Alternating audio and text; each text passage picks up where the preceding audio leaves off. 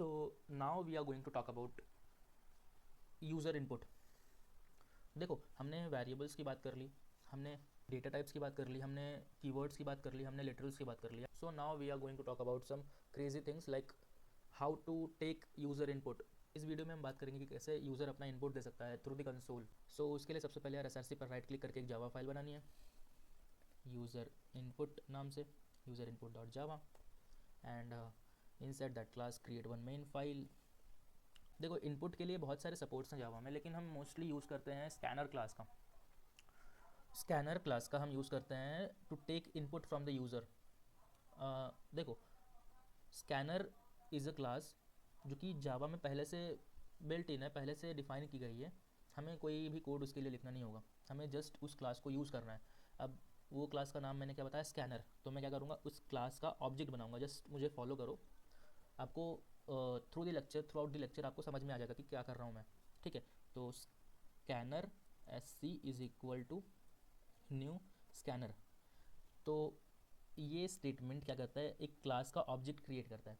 Scanner is a class, SC is a variable जिसका data type scanner है, new is use to create one object, and ये है scanner constructor. So just आपको ये same line as it is लिख देनी है, आपको कुछ भी नहीं सोचना यार। हम आने वाले वीडियोस में इसको बहुत ही डीप में समझेंगे। ओके, सो इस स्टेटमेंट को आपको एज इट इज़ लिख देना। ये एक object creation statement of any class. ठीक है, तो हमने जस्ट स्कैनर क्लास का एक ऑब्जेक्ट क्रिएट किया है।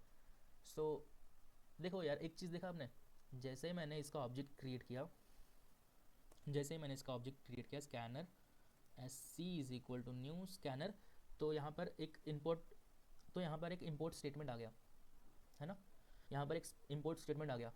सो देखो यार, मैं थोड़ी सी चीज़ें बताता हूँ आपको।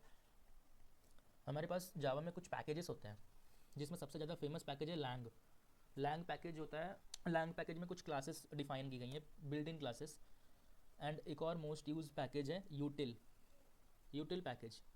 सो ज़्यादातर हम इन्हीं दोनों पैकेज का यूज़ करते हैं। अगर कोई क्लास लैंग पैकेज में प्रेजेंट है तो हमें उसे इंपोर्ट करने की ज़रूरत नहीं है, वो बाय डिफ़ॉल्ट इंपोर्टेड रहता है।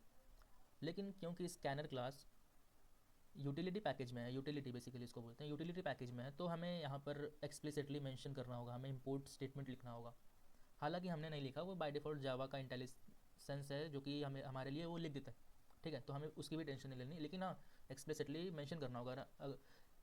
मेंशन करना होगा। अगर आप कोई और आईडी यूज़ कर रहे हो जिसमें इंटेलिजेंस नहीं है जावा का, तो आपको एक्सप्लिसिटली लिखना होगा। ठीक है, तो ये हो गई बात। अब स्कैनर का ऑब्जेक्ट हमने क्रिएट कर दिया।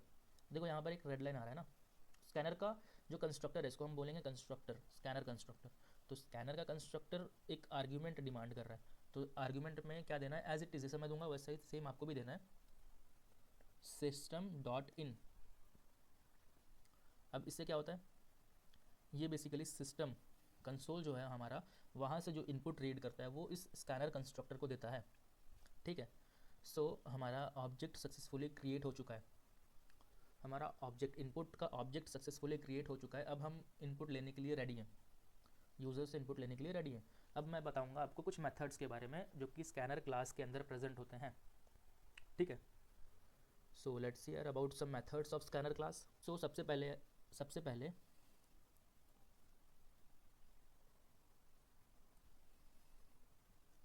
नेक्स्ट इंट मेथड अब is used to take input, is use to take basically integer input from the user. ठीक है, सो इंटीजर इनपुट लेने के लिए यूज़ होता है फ्रॉम द यूज़र। अब हम कैसे लेते हैं, वो करके दिखाता हूँ, मैं डेमोन्स्ट्रेट करके दिखाता हूँ आपको। सबसे पहले हमें एक इनपुट चाहिए, इंटीजर। सबसे पहले हमें एक इंटीजर टाइप का एक इनपुट चाहिए। ठीक है, तो मैं यार देखो, हमने स्कैनर, सो देखो यार, हमने प्रिंटिंग स्टेटमेंट की बात कर रखी है ना, तो कुछ इस प्रोग्राम को कुछ अच्छा दिखाने के लिए हम प्रिंटिंग स्टेटमेंट का भी यूज़ करेंगे। सो मैंने आपको जैसे बताया था, साउट लिखने पे हमें पूरा वो स्टेटमेंट मिल जाता है, system dot out dot print L N. ठीक है, so let's print something, enter a number, है ना। अब एंटर अ नंबर, अब मैं बोलूँगा कि नेक्स्ट इंट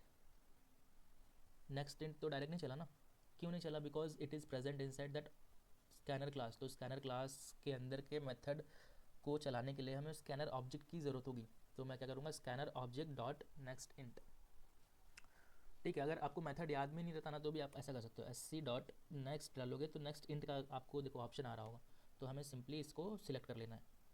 सो इससे क्या होगा, अब मेरा कंसोल एक इंटीजर वैल्यू डिमांड करेगा यूज़र से। यूज़र कोई भी नंबर अगर इनपुट करता है तो उस चीज़ को एक्सेप्ट कर लेगा मेरा प्रोग्राम। रन करके देखते हैं यहाँ तक कोई एरर आ रहा है कि नहीं। So as you can see यार कोई एरर नहीं आ रहा है और ये मेरे से एक इनपुट डिमांड कर रहा है। Let's give 7। सो हमारा प्रोग्राम टर्मिनेट हो गया, 7 इनपुट ले लिया है हमारा प्रोग्राम। लेकिन हमें कुछ प्रिंट होकर के नहीं मिला, बिकॉज हमने कुछ प्रिंट ही नहीं किया ना अभी तक, क्योंकि यहाँ पर मैंने एक इंटीजर इनपुट लिया and I am not storing this value anywhere. So मुझे एक वेरिएबल क्रिएट करना होगा। Let's create one integer a, and जो वैल्यू मैंने एक्सेप्ट किया है थ्रू नेक्स्ट इंट उसको ए में स्टोर कर देता हूँ। ठीक है, अब ए में स्टोर करने के बाद मैं अगर इसको प्रिंट करूँ, value of a after input, और जैसा कि हमने बताया था, और जैसा कि मैंने बताया था आपको अगर नंबर प्रिंट कराना है विथ दी स्ट्रिंग, हम प्लस ऑपरेटर का यूज़ करते हैं, कॉनकैटिनेट ऑपरेटर का, उसके आगे हमें लिख देना है ए। सो और आपकी अंडरस्टैंडिंग के लिए मैं बिफोर इनपुट भी प्रिंट करूँगा वैल्यू को, sout value of a before input. So आपको एक आइडिया लग जाएगा। बिफोर इनपुट के लिए मैं इसको एक डिफ़ॉल्ट वैल्यू दे देता हूँ 0। ठीक है, बिफोर इनपुट के लिए मैं इसको डिफ़ॉल्ट वैल्यू दे देता हूँ 0 ने, तो ये एरर थ्रो करेगा। सो अब रन करते हैं प्रोग्राम को। सो देखो बिफोर इनपुट 0 आ रहा है, मेरे से एक इनपुट डिमांड कर रहा है प्रोग्राम, मैं इसको दूंगा 8, एंटर क्लिक करूँगा। So value of a after input 8। So a ने वैल्यू एक्सेप्ट करी एंड उसी वैल्यू को मैंने एज इट इज़ प्रिंट करा दिया। So I hope you got the point यार, how we can take input from the user. So हमने बात करी इंट की। अब इसी तरीके से बहुत सारे मेथड्स होते हैं, हमारे पास होता है नेक्स्ट फ्लोट, वैल्यू को एक्सेप्ट करने के लिए। हमारे पास होता है नेक्स्ट बाइट, बहुत सारे मेथड्स होते हैं। ओके, आप देख सकते हो यार, मेथड की लिस्ट देख सकते हो by using S C object. S C dot करोगे तो आपको एक लिस्ट मिल जाएगी। नेक्स्ट इंट इंटीजर वैल्यू के लिए, नेक्स्ट फ्लोट, देखो फ्लोट वैल्यू के लिए हमारे पास और होते हैं next byte, next line, next short. Okay, so I hope you got the point यार। अब हम बात करेंगे कि कैसे हम एक स्ट्रिंग को इनपुट में लें। बेसिकली अगर मैं चाहता हूँ कि मेरा नाम एज एन इनपुट मैं दूँ तो वो चीज़ मैं कैसे करूँगा।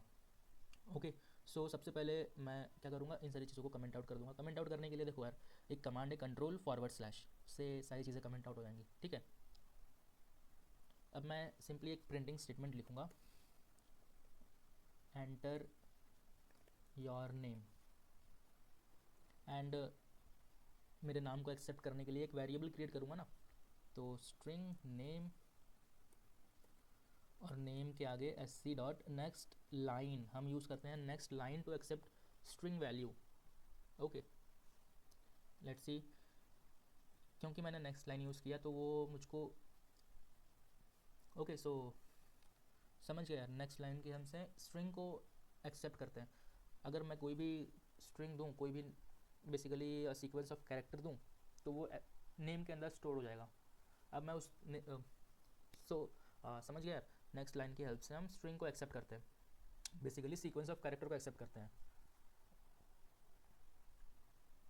अब क्योंकि वो सीक्वेंस ऑफ कैरेक्टर आ गया है, मेरे नेम के अंदर स्टोर हो गया है, जब भी अगर मैं दूंगा एज एन इनपुट तो वो नेम के अंदर स्टोर होगा। अगर फिर उसके बाद मैं नेम को प्रिंट कर दूंगा। ठीक है, तो let's print name, name after input.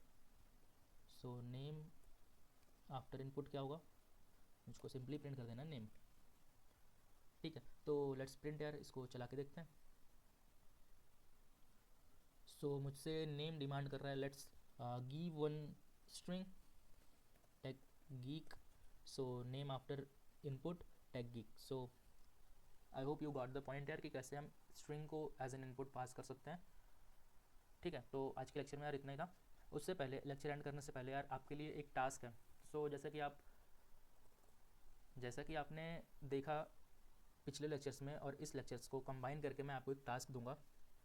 So till now हम जानते हैं कि वेरिएबल्स क्या होते हैं, डेटा टाइप्स क्या होते हैं, एंड हम यूज़र से कैसे इनपुट ले सकते हैं।